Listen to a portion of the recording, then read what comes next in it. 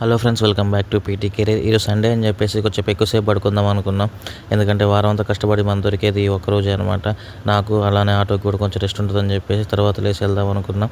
కానీ నా అసలు అసలు ఎందుకంటే మా బావ వచ్చి పొద్దున్నే లేపాడు అనమాట. ఎందుకంటే ఈరోజు సండే కాబట్టి వాళ్ళకి అట్లనే మాకు ఏదైనా చేపలు కానీ చికెన్ కానీ ఏమైనా తీసుకొద్దాం అని చెప్పేసి వచ్చాడనమాట. ఇక స్టార్ట్ అయ్యాము. మ్యాక్సిమం చేపలు తీసుకుంటాం ఎందుకంటే తిని చాలా రోజులైంది. ఇక్కడ మన ఆటో చూడండి పక్కకైతే పెట్టేశాను. దానికి ఈరోజు రెస్ట్ దొరుకుతుంది. మేమైతే ఎన్టీఆర్ సర్కిల్లో ఎన్ఎస్పి కెనాల్ దగ్గర అయితే చేపలు తీసుకుందాం అనుకుంటున్నాం. ఎందుకంటే అక్కడ చాలా బాగుంటాయి అంట.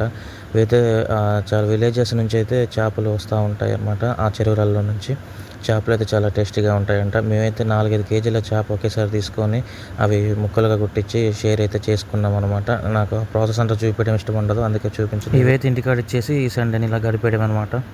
బావైతే ఆయన సంచయం తీసుకొని పోయిండు వాళ్ళ ఇంటి దగ్గర ఇవ్వడానికి. ఇచ్చేసిండు. ఇటు ఇచ్చాక నేను కూడా ఇంటికి పోయి ఇంటికాడ ఇచ్చేయాలన్నమాట.